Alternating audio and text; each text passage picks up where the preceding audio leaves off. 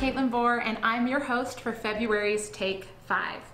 So, if you haven't already noticed, we've kind of switched things up a little bit from our typical 5-on-5 format since the beginning of the year. Last month, Hope Wayne was our host, and we heard from a different woman every Monday night virtually on YouTube at 7 p.m. about the topic of finding hope, and they each spoke for 5 minutes.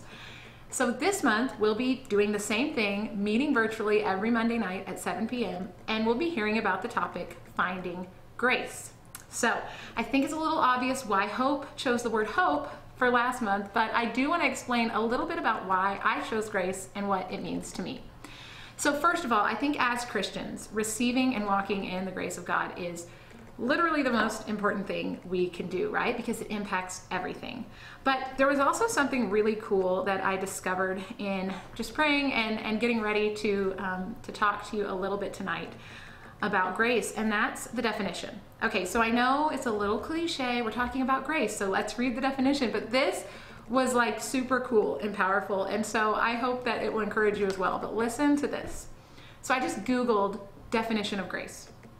And the first thing that comes up is grace, verb, do honor or credit to someone or something by one's presence. Okay, so let me remind you again, this was the Google definition of the word grace. And I just couldn't believe it because I thought this sounds like the biblical representation of what grace is. Because when we allow God's grace and God's presence within us to determine our actions and our choices and the direction of our lives, then in turn we are honoring Him. We are giving credit to Him. When things go right in our lives, when things align with the will of God in our lives, then that gives credit to God and to who He is. And so I just think that that is such a perfect and beautiful representation of God's grace, the Google definition of grace, to do honor or credit to someone or something by one's presence. That is what grace is. And so just in closing, before I get to introduce our first speaker of the month, I want to share a verse. I'll share a different verse on grace every week. But this week I'm sharing Ephesians 1:7, which says, "In Him we have redemption in the riches of God's grace." So I think when it comes to fully receiving His grace and walking in it every minute of our lives, the thing that holds us back the most is our own sin, right? Our own weaknesses, our own shortcomings, or even our circumstances and the things that we're seeing going on in the world around us, right? And so I just hope that Ephesians 1:7 can encourage you in that we are redeemed of all of those things. And that's because of the riches of God's grace. So now for the exciting part, I get to introduce my dear friend, Nikki Heidemann, to you. So most of you will know her as Pastor Rob Heidemann's wife. So she is our associate pastor's wife. A lot of you might know her as dance studio owner, beautiful dancer. But if you know Nikki, then you know that she is someone who gives and gives and gives and gives grace.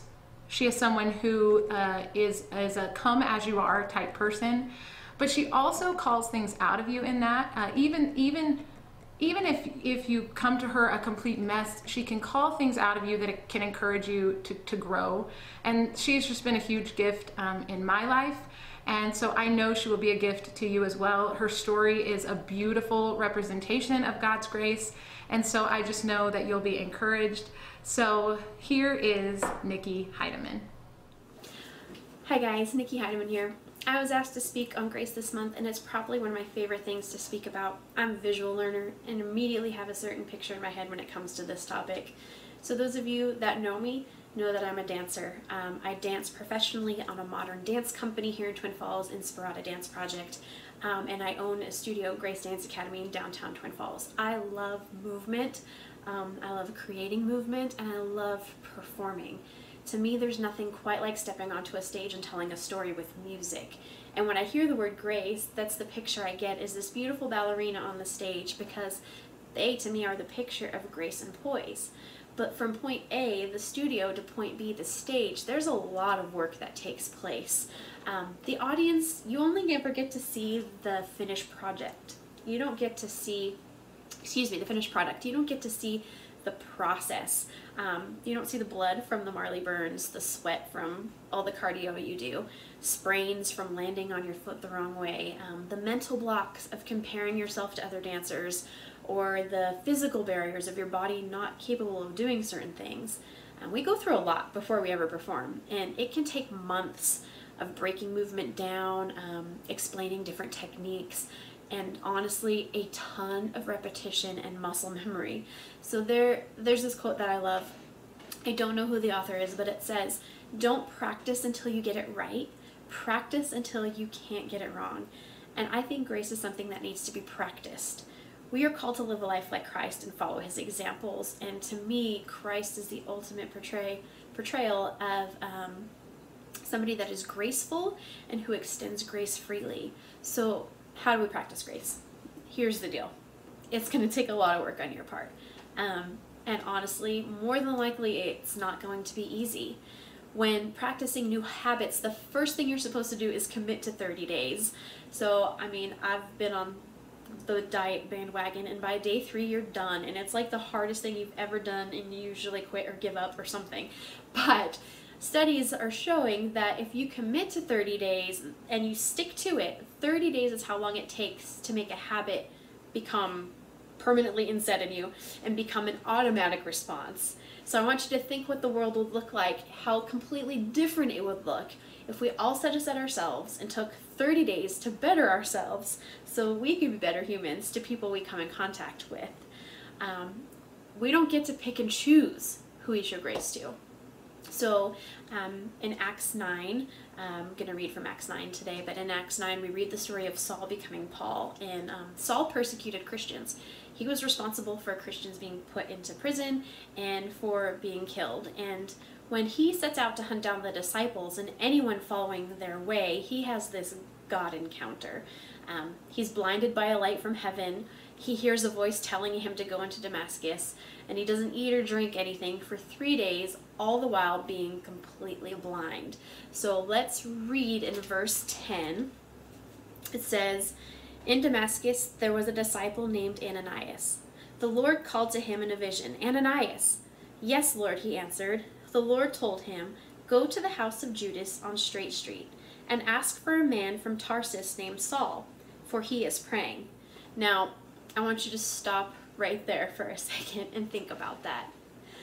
Saul, persecuting Christians, responsible for putting Christians in prison, responsible for Christians being put to death, has had this God encounter, has spent 3 days blind, but still obeyed, went to Damascus, and is now praying. That is insane to me. I want you to realize in this moment right now that no one is beyond the reach of God's grace. That to me is amazing. So, moving on. Sorry. Sidebar. So he says he is praying. In a vision, he has seen a man named Ananias come and place his hands on him to restore his sight. "Lord," Ananias answered, "I have heard many reports about this man and all the harm he has done to your holy people in Jerusalem. And he has come here with authority from the chief priests to arrest all who call on your name." But the Lord said to Ananias, "Go." Okay, another sidebar. Honestly, those of you that argue with God, it is so much easier to just go and do as opposed to having God being like, "Listen, shh, just go." Okay? Sorry. "Go. This man is my chosen instrument to proclaim my name to the Gentiles and their kings and to the people of Israel. I will show him now how much he must suffer for my name's sake." And I mean, man, he suffered a lot, right? So now we're going to go into 1 Corinthians. And we are going into 1 Corinthians 15:10. Oh, sorry, I should have turned here before. Okay, 15:10. But this is Paul now talking, okay? "But by the grace of God, I am what I am, and his grace to me was not without effect." The Message translation says, "But because God was so gracious, so very generous, here I am, and I'm not about to let his grace go to waste." Wow. I want you to think about that. How often have we openly received God's grace and then kept it to ourselves and not extended it to other people? I want to leave you with this. Let's get better at practicing grace daily so we can live a life that mimics the heart of God. Good luck practicing grace, you guys.